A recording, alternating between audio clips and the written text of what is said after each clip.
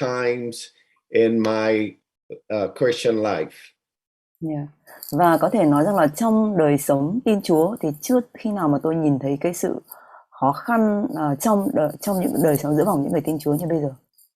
And the challenge that Christianity and the church is having, like in the last 2 or 3 years. Yeah, và tức là cái tình trạng mà hội thánh hay là các cơ đốc nhân đang trải qua trong vòng 2-3 năm gần đây là cái điều mà tôi chưa từng thấy bao giờ trong đời sống tin Chúa của mình. Some of my friends in the ministry have left the ministry.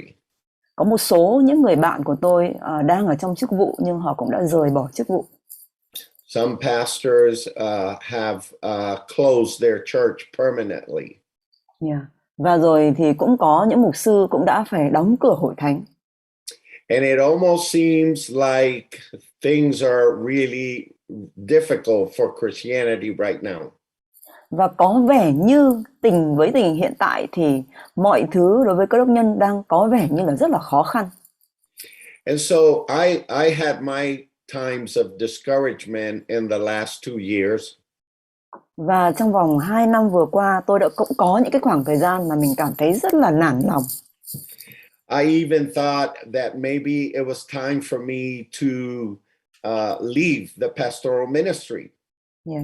Và thậm chí là cũng có những lúc mà tôi đã từng có cái suy nghĩ là hình như đây là thời điểm mà mình rời bỏ cái chức vụ quản nhiệm, cái chức vụ mục sư chăn dắt bầy chiên của Chúa. Yeah, so many painful days and so many difficult times. Bởi vì có quá nhiều những cái ngày đầy đau đớn và có nhiều những ngày đầy khó khăn và thách thức. But I went into a quiet time with God and I started praying about what to do. Yeah, và rồi đến một cái ngày tĩnh nguyện kia, khi mà tôi đang trong thời gian tĩnh nguyện với Chúa và tôi cầu nguyện, tôi hỏi Chúa rằng là Chúa ơi, con cần phải làm gì? And I began to hear the voice of God speak to my heart. Và tôi bắt đầu được nghe tiếng của Chúa phán với lòng của tôi. And this is what I heard God say to my heart, so I want to share a little bit of this with you. Yeah. Và đây là điều mà tôi đã nghe được tiếng của Chúa phán với lòng của tôi và cũng là điều mà tôi muốn chia sẻ một chút với quý vị. I think God encouraged me by telling me that better days are coming for Christianity. Yeah. Và tôi nghĩ rằng Chúa đã khích lệ tôi bằng việc Ngài phán với tôi rằng là sẽ có những ngày tuyệt vời hơn phía trước đang dành cho những cơ đốc nhân. That all of this that we're seeing, all these challenges and difficulties, và những gì mà chúng ta đang thấy, những thách thức, những khó khăn, are just ways in which God is awakening His people to be able to do something greater on the earth. Thì nó chỉ là những cái điều mà Chúa Ngài hành động để làm nên một cái sự thức tỉnh lớn lao giữa vòng những con cái của Chúa, để rồi sau đó họ có thể làm những điều lớn lao hơn cho Đức Chúa Trời. And God was sharing with me that there is a group of believers that are going to do greater things because of their commitment. Yeah. Và rồi Chúa cũng nhắc nhở tôi, Chúa cũng bày tỏ cho tôi rằng sẽ có những nhóm người họ sẽ làm những điều lớn lao hơn cho Đức Chúa Trời bởi vì những gì mà họ đã kết ước, họ đã cam kết với Chúa. And God was saying that there's a spiritual awakening happening around the world. Yeah. Và rồi Chúa cũng phán với tôi rằng sẽ có một cái sự thức tỉnh thuộc linh, một sự thức tỉnh thuộc linh lớn lao xảy đến ở khắp trên toàn thế giới. And the Lord showed me that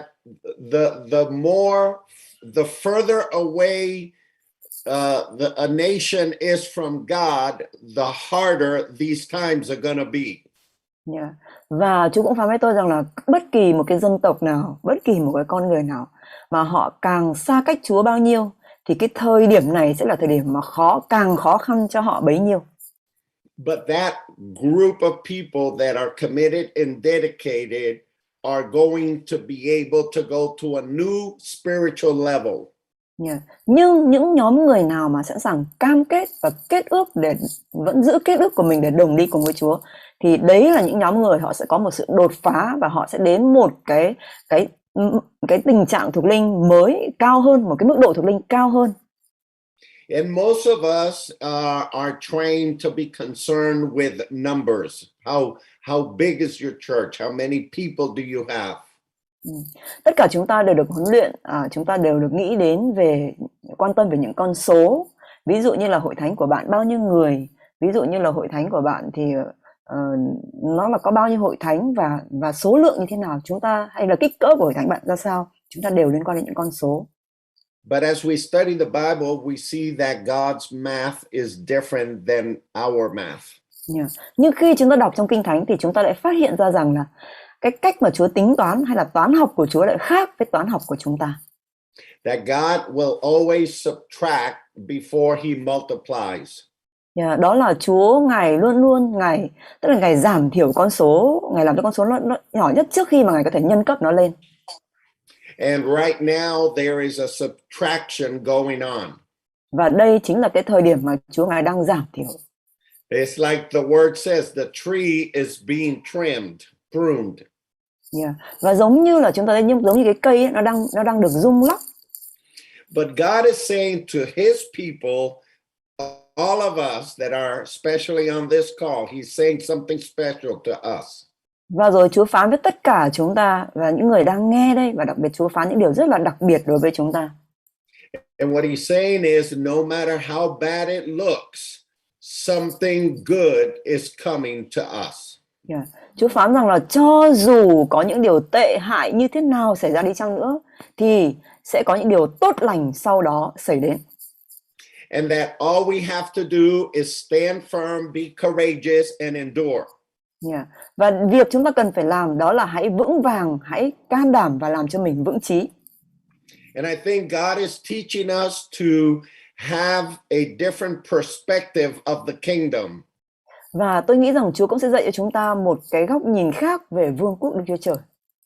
Because it is no longer how many people do you have in your church. Bởi vì bây giờ sẽ không còn là vấn đề là trong hội thánh của bạn có bao nhiêu tín hữu nữa. But it's about how many mature, strong Christians you have. Nhưng vấn đề nó sẽ là trong hội thánh của bạn có bao nhiêu cơ đốc nhân trưởng thành và mạnh mẽ. And if you are talking to different people, you realize that this is happening all around the world. Và nếu như bạn nói chuyện với nhiều người thì bạn sẽ phát hiện ra rằng là điều này xảy ra trên toàn thế giới. And so the Lord was saying to me, be encouraged because you're enduring these times and better days are going to come. Và Chúa phán với tôi rằng con hãy can đảm, hãy được khích lệ bởi vì và hãy chịu đựng những điều đang trải qua, hãy nhịn nhục bởi vì sẽ có những điều tốt hơn đang xảy đến. And he brought me to Isaiah chapter 60. Và Chúa chỉ cho tôi đến Ê-sai 60. And if you can go ahead and read verse 1, 2 and 3, I would appreciate that. Và Ê-sai 60 câu số 1 đến câu số 3 tôi xin được đọc. Hãy dấy lên và sáng lòe ra, vì sự sáng ngươi đã đến và vinh quang Đức Giê-hô-va đã mọc lên trên ngươi. Này, sự tối tăm vây phủ đất, sự u ám bao bọc các dân, song Đức Giê-hô-va dấy lên trên ngươi, vinh quang Ngài tỏ rạng trên ngươi. Các dân tộc sẽ đến nơi sự chói sáng ngươi, các vua sẽ đến nơi sự chói sáng đã mọc lên trên ngươi. Rất nhiều người ở trong danh bạ họ thấy. I'm sorry. Somebody said something.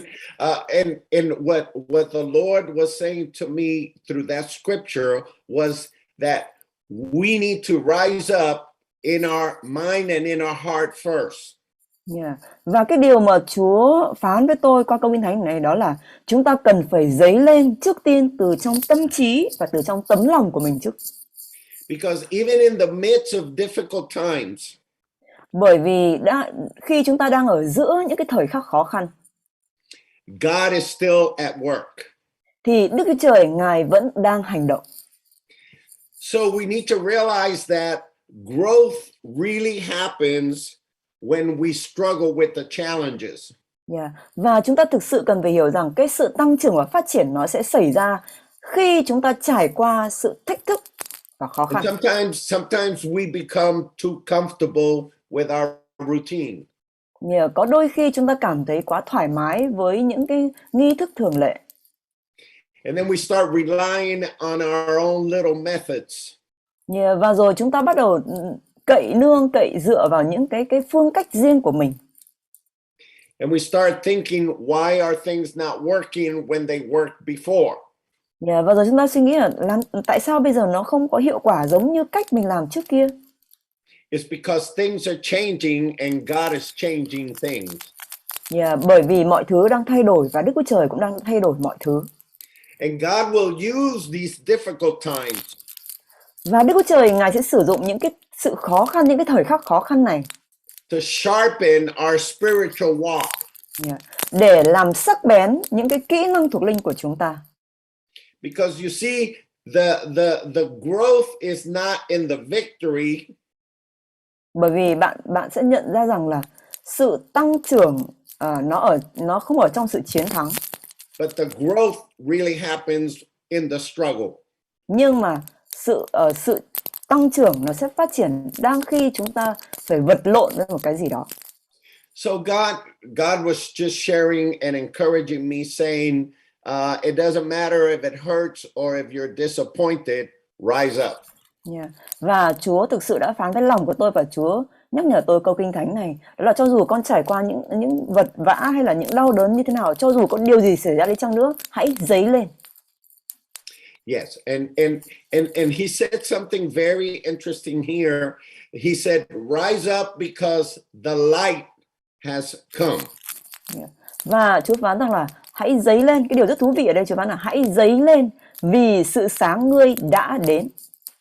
And what's interesting that he's saying, hey, the light is shining upon you, and we know that the light is Christ.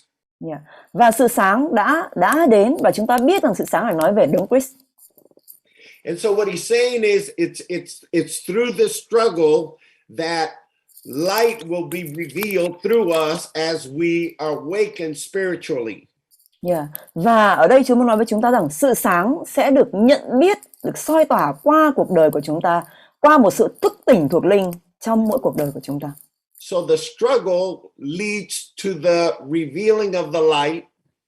Và chính những cái khó khăn thách thức đó, nó là một bước để dẫn đến mặc khải của sự sáng. And the light makes way for the glory of God. Và sự sáng mở đường cho vinh hiển của Đức Chúa Trời. So when I began to understand a little bit of this, I started getting happy. Và khi tôi bắt đầu hiểu một chút về điều này thì lòng của tôi vui mừng. I started realizing something good is going to happen. Và tôi bắt đầu nhận ra rằng sẽ có những điều tốt lành sắp xảy ra. But I also started realizing something good is happening in me. Và tôi cũng nhận ra rằng là có những điều tốt lành đang xảy ra ở trong tôi, đang diễn ra trong tôi. And I started realizing that even though things did not look great, there is something great happening inside. Và tôi bắt đầu biết được rằng là cho dù là chưa có những điều lớn lao nào xảy ra bên ngoài, nhưng đã có những điều lớn lao bắt đầu xảy ra bên trong tôi. And I believe that the days are upon us where God is going to break all the traditional molds. Và tôi tin rằng sẽ đến một cái thời điểm mà Chúa Ngài sẽ phá vỡ tất cả những cái phương cách truyền thống của chúng ta. Because what we have been doing had its time, but it's no longer its time. Bởi vì là những gì chúng ta làm nó tính đến thời điểm này thì nó sẽ không còn là hợp thời, nó không còn phải là đúng, phù hợp nữa. It's time for something fresh. Nhưng đây là thời điểm cho những sự đổi mới. It's time to discover God in a new way. Đây là một thời kỳ tươi mới mà chúng ta sẽ nhận biết Chúa trong một cách mới luôn. It's time to see the kingdom in a deeper way. Đây là thời điểm mà chúng ta sẽ nhìn thấy vương quốc của Đức Chúa Trời trong một cách sâu nhiệm hơn. And so God was saying, be encouraged because better days are coming. Và vậy Chúa nói với tôi, phán với tôi rằng hãy được khích lệ bởi vì những ngày tuyệt vời hơn đang đến. So that's the word that I want to try to deposit in your heart today. Và đây là những lời mà tôi muốn chuyển giao đến trong tâm trí của quý vị ngày hôm nay. Be courageous and be strong. Hãy mạnh mẽ và can đảm. because the glory of God has risen upon you.